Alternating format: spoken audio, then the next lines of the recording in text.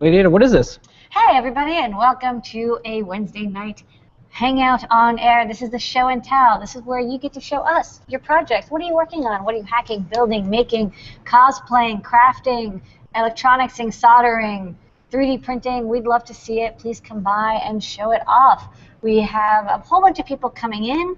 Everyone's going to show their projects. We're going to call on Tony D and Pedro and Noah first to check in with them. After that, everybody take 3 to 5 minutes to show your project. We do have to get out of here at about 7:50, 7:55 to move on to the next show at 8. So please be concise so that we can have everybody get a chance to talk before 7:55. Okay, Tony Nicola, kick it off. Hey, yeah, so I've got a couple things with Python to talk about. So the first was Monday I did another little stream using the Feather Huzzah ESP8266. And last week I did a stream on using that with MicroPython, kind of an intro, how to load the latest firmware. And then this week I did another stream because I found there's a lot of cool stuff in MicroPython. Like it can light up NeoPixels, it can talk to I2C and SPI devices. So a lot of pieces are coming together there to build like really neat little Internet of Things devices written totally in Python that run on the ESP8266 that use Wi-Fi. I think it's going to be really cool, and in a month or two, or once they finish implementing some stuff from the latest Kickstarter. So yeah, check that out on the YouTube channel. And then the other big thing, and I'll have actually a stream I'm going to do tomorrow with more info.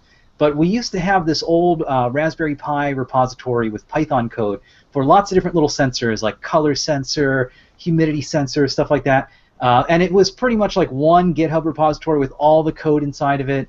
So it's a little difficult to maintain, and you can't do something like put that on the Python package index to do a pip install. So I've gone through and I've actually broken it all out, and we've taken each of those old libraries, cleaned them up a little bit, and made them into proper Python packages that have their own GitHub repository, and they're also on the Python package index, so you can pip install them. And then I've even gone through and made them work and tested them with both Python 2.7 and 3.x. So the cool thing is, and we'll have more news on this in a little bit, like maybe later this week, if you want to use Python 3.0, go crazy. It's ready to go. All of our Python libraries support Python 3 now, and I learned a lot of interesting things as they did some of the porting, and I'll show in a stream tomorrow. Like they made some big changes in Python 3 for the better, but they'll really catch you off guard. Like they changed how division works, for example. It's floating point in Python 3 versus integer, and when you do a lot of embedded math, you're usually doing integer division. So lots of little gotchas there, but it's cool and it's ready to go. So maybe 2016 could be the year of Python 3. This is it. The Linux desktop and Python 3. I know that's a huge project. Thank you so much. It's going to be helpful. It's great. Yeah, it's been a long time coming. I kind of made this repo thinking like, I'll do a couple things, and then it kind of just grew and grew, and eventually it had like 20 things in it. Yeah. And there were so many issues, and it was confusing. It was really hard to install, and like people didn't know how to reference the code in other codes. So. All right. Thank you so much, Tony. No, I'm Pedro. Adafruit. Hello, everybody. Yeah, so we did a live stream earlier this morning. It was just sort of a quick check-in. Kirby G, who's usually on a lot of the Adafruit chats and things, put together this really neat Raspberry Pi enclosure, and he shared the Fusion 360 file with me. So I sort of went down on it and just sort of picked it apart a little bit and just shared how you can use Fusion 360 files and sort of modify it to whatever you want. So I 3D printed it live, and it took about a half hour, so I didn't stream that whole thing. Yeah. But I just wanted to share with you guys the final thing. So if you guys remember when the B Plus came out, the Raspberry Pi B Plus, I made a similar case where it had like this little face, this little Dummo-kun type looking face, and he thought we should make one, or at least he should make one for the Raspberry Pi Zero. So here it is. It's just a simple two-piece enclosure, no screws needed. So we used one of the earlier Laravel tutorials where like we used like, these little snap fit nubbins that keep everything in place. It's just a really cool little enclosure. So hopefully we'll share this out soon so folks can download it and modify it too. So cute. Yeah, it's a cute little Kawi style thing. So that's about it. This week's project is the on-air sign, which will be released tomorrow. There's a video for it tomorrow. You have it there. That's looking nice. It's on Twitch streaming. We're going to have the video on Ask an Engineer, too. This is going to, yeah, and every Desk 88, I'm going to take this home because we're all streaming so much. Like, I have to know when, like, Tony D or you're streaming so I can watch it if I'm not in front of my computer. So I'm going to have this on my desk. Yeah, very handy. And we'll have a learning guide for that one either tomorrow or the day after. So that's about it. All right. Sweet. Okay. All right, guys. Thanks for the update. All right. Next, Chris Young. Chris. How's it going, Chris? Hi, Chris. Can you hear me? Yep. Yep. You sound great. Okay. You know, usually I show you a slideshow of pictures, but today I've got a real-life demo that I can do all myself. The thing around my neck I made with a 3D printer. It's a joystick mount so that I can drive my wheelchair. I used to be able to drive it with my hands, because my disability's gotten worse. I can't use my hands anymore. So now I have to have a mouth control. So I just push on the joystick with my lip. Oh, yeah. That's cool. And this is the one that you had showed before that was like 3D printed and you put some other things on it, right? The one that I showed before was a gadget that would hang around my neck with a strap, but it wasn't steady enough Okay. to hold the thing in position, so I had to completely redesign it and build it from scratch. The piece around my neck is a piece of 1/4-inch stainless steel rod, and then we've covered it with some foam insulation. Yeah. And then everything else is 3D printed, except for the little joystick itself. So this is the first time, on Monday, was the first time since last summer that I've been able to drive my wheelchair by myself. Wow. That's cool. And so, if I didn't have a 3D printer, if I didn't have maker skills between me and my dad to fabricate this thing, he would still be pushing me around. So I had to just show it off and celebrate my new freedom with everybody. That's cool. Geez, this is like the best 3D printing ad I've ever seen. What 3D printer did you use for this, Chris? I have a MakerBot Metal Plus. There you go. I purchased from some obscure company in New York. Called little company in New York. By the way, I always wanted to know. I know what Ada is for, but where did fruit come from?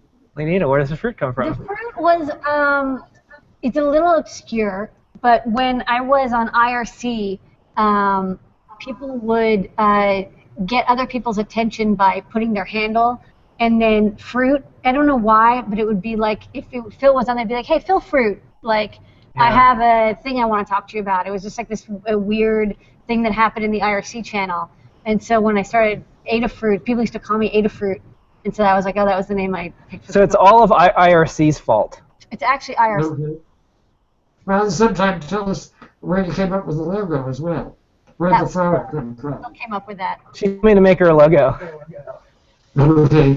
I pretty much just do what she tells me. That's all that's what you know. All right, Chris. Well, thank you so much. This is a great story, and thank you for sharing this, and congratulations. Okay. I will definitely be applying for a bumper sticker. I was going to say, absolutely. So cool. I will send you any stickers you want. So We are going to get some little joysticks in the store soon, so that might be handy too, like little mini joysticks. I'm getting some samples, so I mean, but when I get them in, we'll let you know, because they're for like gaming consoles. Yeah. If you need to have a custom joystick, We're on like the prowl. a longer sticker if you want to replace it, maybe that'll be a good option for you. Okay. Okay, All right. we'll show them off when they come in. We'll show you samples. little Q samples. All right, next up, Brian. Hey, Brian. Brian Biggs. Yeah, Brian Biggs. Unmute your mic and show us your project.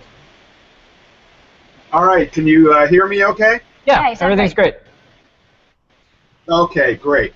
I'm going to stand up a little bit so that you can see my head. I have something called glioblastoma that was detected over a year ago, and I'm in great shape, so nothing about that. They put me on chemotherapy, they put me on radiation therapy, and then finally put me on something called Novocure's Optune device, which has recently been approved by the FDA for inclusion with the chemotherapy and stuff without having an identified target. The issue with it is they give you this beautiful bag. Wow. It comes with a battery inside of it, a little computer, and the little computer has a little indicator in it. Let's see if I can get that in a little closer. You'll see there's a big blue light there. It's a little blurry, but it's a big blue light. I take this to work with me. When I get into a conversation with people from work, I'm plugged in, unplugged, battery back in, take it out. When I do that, it actually cycles the unit. When I cycle the unit like that, the blue lights go off. When I turn the power back on, everything comes on, looks okay. I'm in an argument with my coworkers because, well, we're coworkers and that's what we do. And we get up, we run to another location. I go ahead and close it up, but I forgot to turn it back on. And I got to thinking, what could I do to keep that light on all the time? Well, it turns out I've got these wonderful little toys I get from Adafruit. The most recent one was the Arduino Pro Mini 328 and a Power Boost 500 charger and a color sensor. And with the color sensor, I was able to set it up and put it in a little plastic tube. And that little beep is telling me you didn't turn on the light, goofy. So a little blue light, and the little beep goes off. So now my warning, little sensor warning to say, you got to remember to turn the whole thing on is there. I have a battery recharger that's in this pocket. It's attached by a black thing to a 150 milliamp battery on this side, and that whole unit fits inside a clear tube. In order to build this and put it together, I'm going to move the camera here. I apologize. Oh, good. I decided I didn't want to come this time on my Windows box, so I actually put a VNC viewer on my Raspberry Pi 3, which is running connected to an Arduino, which has the color sensor on it. Yeah. As a result, I'm able to go ahead and do development on the Raspberry Pi 3. I can actually run my Arduino on Raspberry Pi 3. I'm running it on the VNC screen now because I'd love nothing more than to have 45 layers in place to do one thing. I know. I load it onto the machine and run the machine as I want. When the machine's actually running down here, I can turn on a little indicator to say, oh, I can't detect my blue light. And in this case, I just had it set up to test there. I pushed it to the other one. I've run into different folks at different locations, and they've all that have had this device have expressed an interest in it. So I'm going to be publishing for them a list of the pieces, parts that I put together for this, as well as the little schematic to put it together. It's fairly simple and straightforward. And you should be seeing some orders come for those soon, and I hope they all pan out as well as mine did. Oh, wow. Thank you so very much. Thank you, Brian, and thank you for sharing this. And when you publish it, let us know, and we'll post it on our blog. We'll get the word out. And email support@adafruit.com. You get 2 show and tell stickers, one for you and one to give to your coworker who's always annoying. So the coworker feature. All right. All right. Thanks for help, Brian, for that. All right. Don't forget to email for a sticker. Yeah. All right. Next, Elek, E-L-E-K. Yep. Hey, how's it going? Hello. Show us your project. So I get annoyed my mobile phone sound, so I bought an old grandfather's lock mechanism, and I made this. Let's see, this sound system, notification system. So it's run by a Raspberry Pi and some solenoids, and as it's online, so with ifttt.com, I can put any notification. So to get up in the morning, to receive a text message, a calling, or anything, it makes different noises. I hope you can hear it. Oh, yeah. Yeah. That's really nice. And it's from a clock, you said? Yeah, so it's from an old not working clock. Oh, that's really nice. Yeah, it cost almost nothing, and I put with solenoids and my very first 3D printed small stuff for that. I needed some hats. I love the little solenoid hitters. Those are great. Outstanding. Okay, well, congratulations. Okay. Email support@adafruit.com. The clock, the chime gets an as seen on the show and tell sticker. It's a clock okay. chime. The dots here, right? That's beautiful. Okay, we're gonna keep moving on. Next up, Richard. Hey, Richard, how's it going? Hey, Richard. Hey guys, so I've got a couple of projects to show off here really quick. So today, it's summertime, so I have my garden, so I laser cut these little tiny decorative things to label everything in my garden. That's good. But the big thing to show off is the internet-connected cloud. So recently I got this app, which I posted a link to, so anyone who downloaded that for Android can control the cloud, which is up here. So this has particle photon in it, plus one of the Adafruit FX sound cards, and an amplifier. So if I press the sunny one, you'll see it starts to sparkle like the sun, and does bird chirping on it as well. This can also be used as a Bluetooth speaker as well. We have the rain animation, so you can see if I tap that, it's going to start turning blue. I'm still working on some of the LED animations for right now. Probably the favorite for everyone is the thunderstorm. So that one cycles through 6 different random thunderclaps, and then I've added snow, which is just kind of random. Don't get much here with that. Wind I'm still kind of coming up with. So I'm working on animations and stuff, but the big thing has been the app for that. That was all designed in Tinkercad. What it does is it actually tells you what the current state is on the cloud. That was, or sorry, that wasn't done in Tinkercad. That was done with App Inventor. Yeah, and so I wrote. That's a cool thing that Tinkercad does. I didn't know. Make an app now. Yeah, that makes it. Yeah. No, Run. that's what I was gonna say. That's what looks like App Inventor.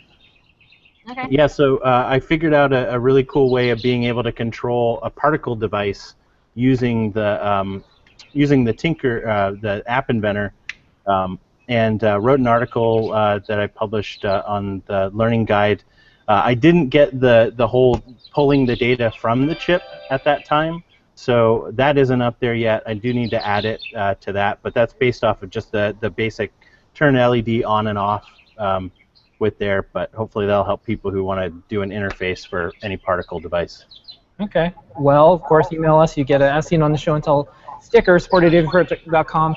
And if anyone ever wonders when there's like, oh, I don't know where the cloud is or where my data is, it's actually at Richard's place. This is where the cloud. This is where the data saves to. This is it right here. This is the cloud. Exactly. Yeah. All right. Okay. It's thundering. We're gonna keep moving along, getting everybody in here. Trixbella, how's it going? Trixbella. Trixbella. Hey, Projects. can you hear me? Yes. Yeah, sound great. Awesome. All right, so basically what I've got today is a little crazy thing I've done. Took the violin, added, where'd it go? A little FPGA board on here. It's emulating the MSG EQ7 chip, which, if I remember right, that was a spectrum analysis chip. Mm-hmm. And then got it tapped into the little pickup on here, so that whenever might help if I actually turn it on. Whenever I play, it's reactive to the sound and how I play. Oh, yeah. Yeah.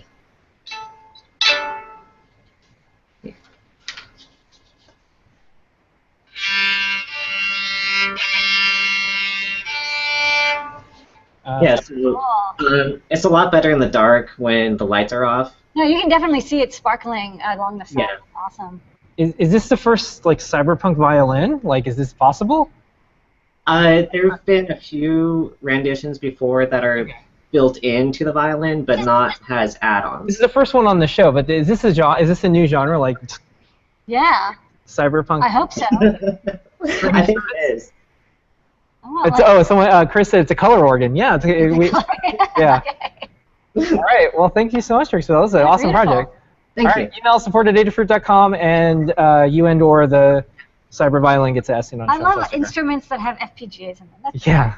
Why not? Just shove a gigantic chip in there. All right, and we're gonna go to Adian and then see Scott. If you keep a couple minutes, we'll be able to get to everybody. Adian, how's it going? Hey.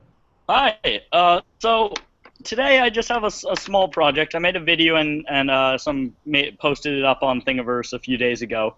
But I had run into this issue on a few soft robots where I needed to convert 1/16" tubing to 1/8" tubing, and there are adapters that exist that you can buy online, but for like one, and keep in mind this is a tiny plastic part, it's like $25.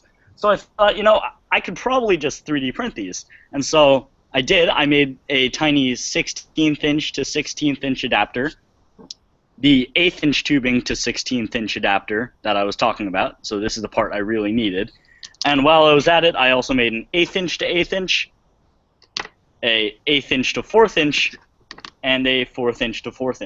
Oh, great. And surprisingly, they all came out really well. All of them pass air through it, so the air channel does go through it. I was worried on the smaller ones that it would get blocked up, but I found this interesting tip in the RepRap community of turning your fan speed like all the way up and raising your temperature a bit, so that way it's helping to keep the small refined details of the print while not decreasing temperature and decreasing layer adhesion, which will obviously affect the air tightness of the part, which is necessary in this case. Did you have to put O-rings in there did you have to put O-rings on them when you put the tubing on, or is it airtight as is? Yeah, so it's actually barbed connectors. I can probably take it off here. So if you see, it's got kind of like a little barb on here. Oh, that's smart. And so it forms a nice airtight seal with the tubing. Wow, that's great. You don't even have to add anything else or clamp it or whatever. Yeah. Okay. All right. Okay. Well, email support at Adafruit.com, and you can put a sticker on there. You can put these adapter fat cats out of business. Yeah. All right. And thank you. Thank you. Thanks for the update. All right, Scott, how's it going? You guys here? Hey. Testing. Hello. Hey, Scott. See you just fine. All right. Great. Well, I'll try and make this quick for you guys. I'll switch immediately to my my pen camera. But I was going to continue. I noticed Colin had in his first pseudorandom talking about old boards, and some of them were the one I'm thinking of. The blue ones, I'm going to go from John Simonton. That's Pius stuff from the early 70s. Well, that's where I sort of got my start, and my pen camera's not working, so I'll just have to wing it with them. Yeah, hold it up. Here is my Pia catalog from 1978. It's well-worn, well-thumbed, I assure you. And the first thing I built, I was 12 years old when I made that thing. That's called the Pia Gnome. Now, unfortunately, I lost this due to some water damage. It's the same water damage that this machine over here suffered.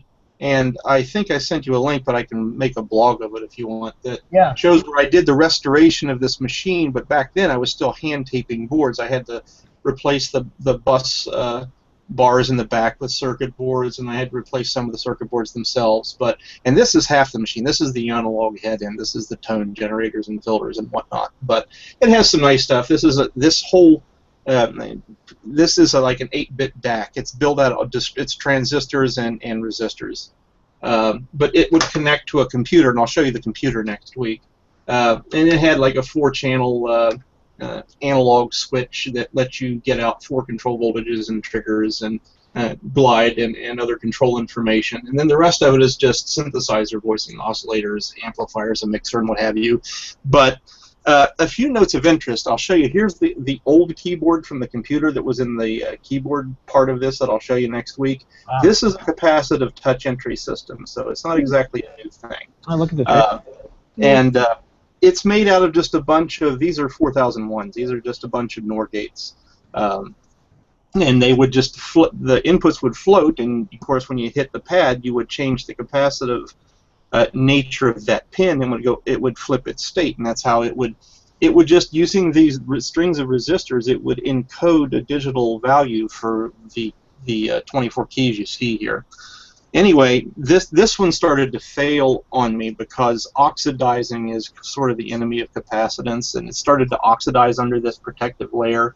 You can see where, well, you may not be able to see, but some of the places the mask has started to peel off, and once that happens, you have to replace the keyboard.